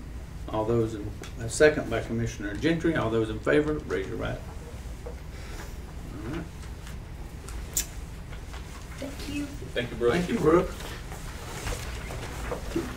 Okay, Rhea. Good evening. Good evening. It's your favorite time of night. I have for you tonight the 2018 financial statements. Excuse me, September 2018. Let's clarify the month. So on page 1, you will see we do have our cash starting to come in from our tax collections. It's only been a couple weeks since I talked to you last, so it feels a little deja vu here. You will see once again as the money starts to trickle in, we have a total unassigned and unrestricted bank balance of a negative $1.2 million. That is not our actual bank balance. That is money that we haven't promised, or I guess at this point we're over-promised because we know these expenses are coming in June, April, May, June. So we're already earmarking those funds. Our actual bank balance of unrestricted money is $7.2 million. We are at 25% of our budget for this year. If you'll turn to page 2, you will see for the month of September, the general fund is just over $300,000 in the black. Year to date, though, we're at a negative $1.4 million. As we again have said, we have spent money out as we're getting our tax money in that we've had to pay out. Similar for the landfill, for the month we're at a $66,000 in the black. Year to date is a negative $79,000. And also very similar for the 911 fund of a month to date of a negative $14,000, year to date of negative $13,000. Historically, is that pretty much on par with what we've seen in the past? Yes. Percentage-wise? Mm-hmm. Yeah. As we spoke last month, the general fund, we're a little off on that one because we didn't pay our 4042 money until October of last year. We paid it in August of this year. So our expenses in the general fund are a little bit higher at this point because of that 4042 time difference. Yeah, just transferred at the start of the year. Correct. Yeah. Okay.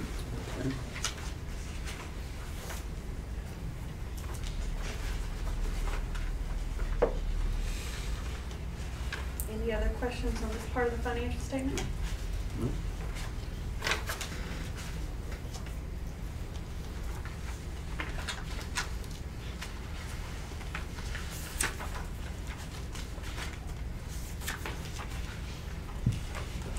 No other questions? Okay. Second part of the financial statement is the list of checks that were paid out during the month of September. Mm-hmm. I don't recall anything that was crazy unusual. We paid out our 19 contributions to the community clubs in September, as I believe we did last year in September. We did some school, we paid out some grant money for the school soaking up stormwater project grant that we're trying to finish up there, as well as the manufactured art park grant money.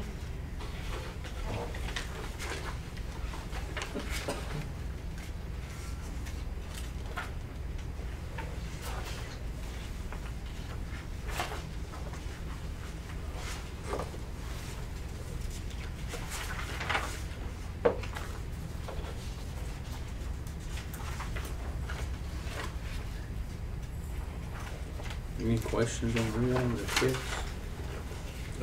No? Okay.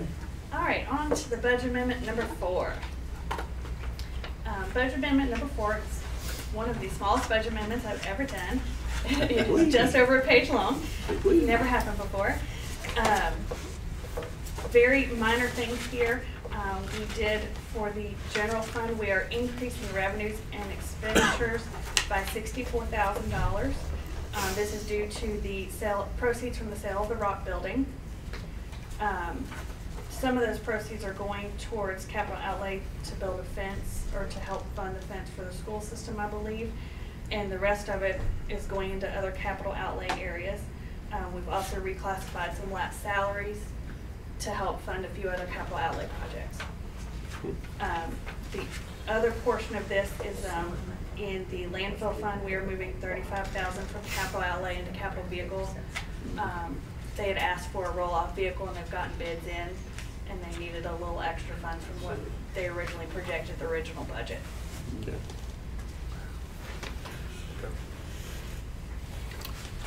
Mr. Chairman, there being no questions, I move that we approve the 2019 budget amendment number 4. Okay. We have a motion by Commissioner Gentry for the approval of the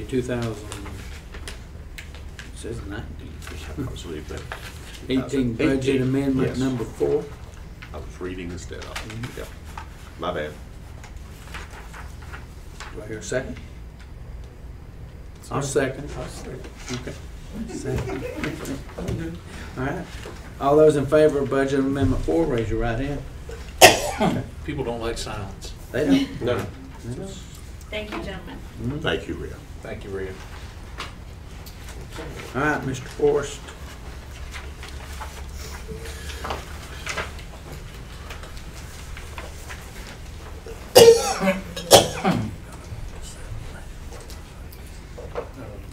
Mr. Chairman, members of the board, some updates on things going on in the county. As you all are aware, during the renovation project, you've seen covered some tiles that were stuck to carpet that was being replaced.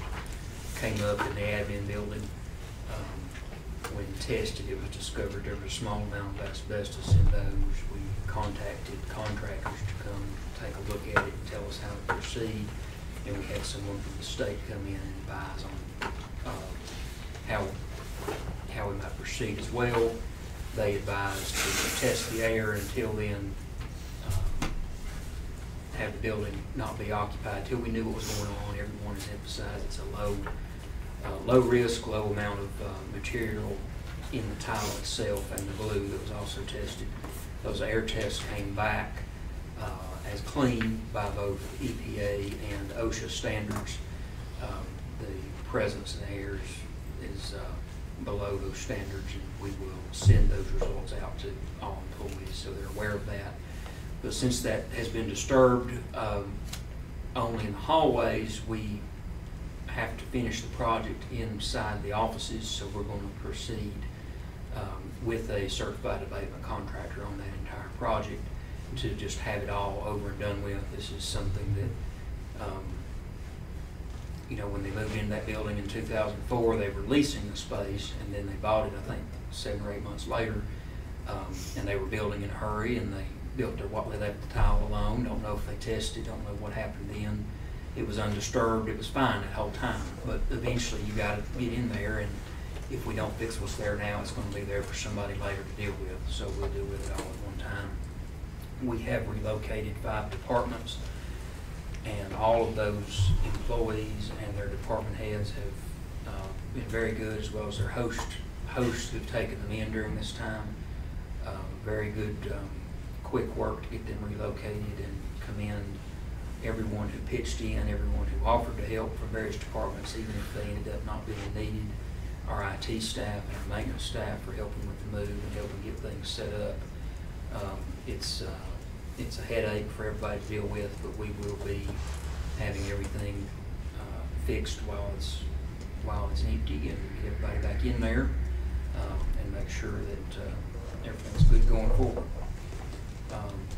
There was a really good celebration Friday evening for the Best Small Library in America award, and Wayne was able to attend that at the library.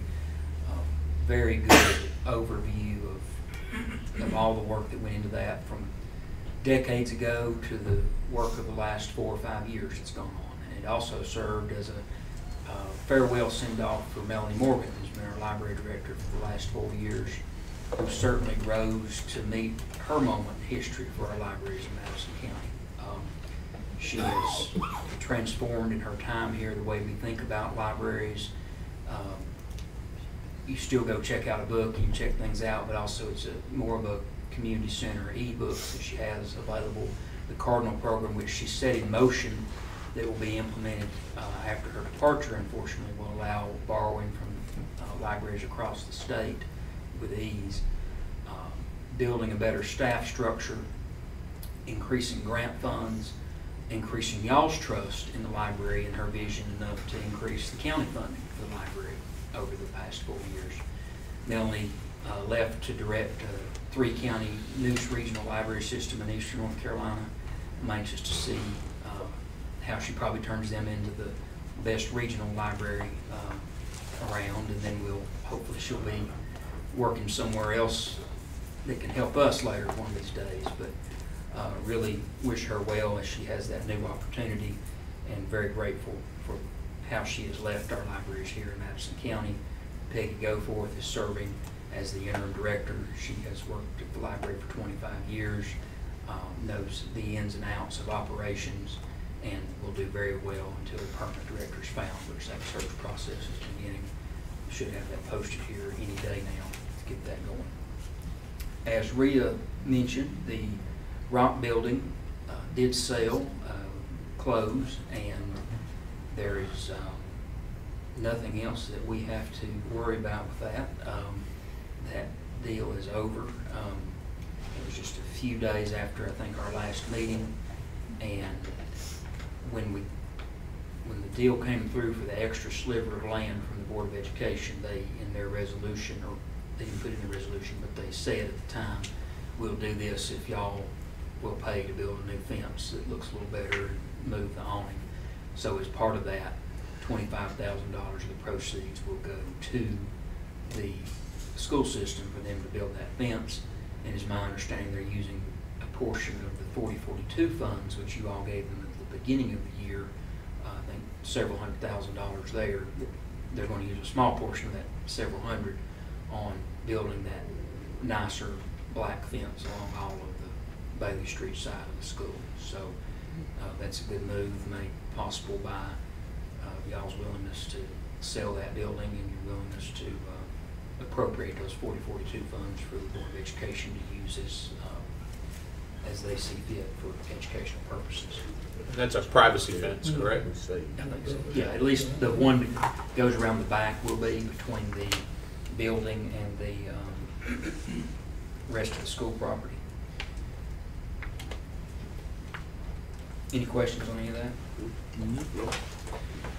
Also have for you a proposed contract for zoning services. Tony Williams, who's been our inspections and zoning director, has taken another opportunity in Buncombe County, but he is happy to contract with us for zoning services until we have that position figured out. He was the zoning officer and building inspector before. He maintained both of those duties as director when he added those on. He is the primary contact for zoning issues there, and this is a proposed contract on a 4-hour per week basis, and then an hourly rate above that for him to be able to help us in the interim. Ask for your approval on the contract. Okay. Mr. Chairman, I move that we enter into the agreement for zoning services with Mr. Tony Williams as presented by our county manager. Okay. Second. We have a motion by Commissioner Gentry, second by Commissioner Rice for the contract agreement for our zoning services for Anthony Williams. All those in favor, raise your right hand. Okay. Thank you. Thank you, Forrest. motion to go into closed session for personnel and property.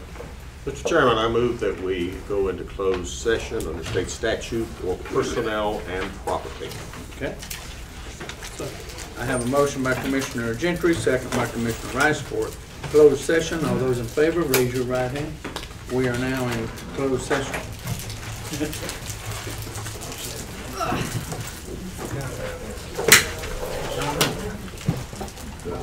One of the things